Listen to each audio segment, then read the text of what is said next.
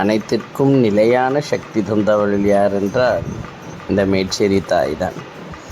தன் பிள்ளைகளினுடைய வலியை உணர்ந்து அந்த வலிக்கேற்றார்வார் என்னென்னெல்லாம் செய்ய வேண்டும், என்னென்னெல்லாம் நன்மைகள் தர வேண்டும் என்று எண்ணி உணர்ந்தவள்தான் இந்த தாய்.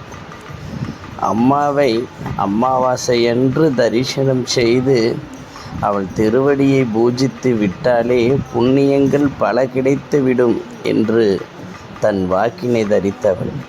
தன் பிள்ளைக்காக தான் எந்த எல்லைக்கும் செல்வதற்கு அன்னை பல ரூபம் காட்சி கொண்டவள்தான். நேரிலே சென்று தன் பிள்ளையை இந்த மண்ணிற்கு வரவைப்பதற்காக அன்னை செய்யும் திருவிளையாடுகளில் ஆயிரம் அதிசயமும் உண்டு.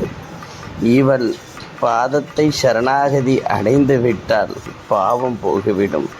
பாலபிஷேகத்தால் இவளை நாம் ஏற்றுக்கொள்வது அன்னை நமக்கு தந்த பெரும் வழி. உண்மையான ஒரு சக்தியை நிலைநாட்டுவதற்காக தன் பிள்ளைகளை தத்தெடுத்தவர். எண்ணிலடங்காத அற்புதம்தான் இந்த அமாவாசை பூஜை.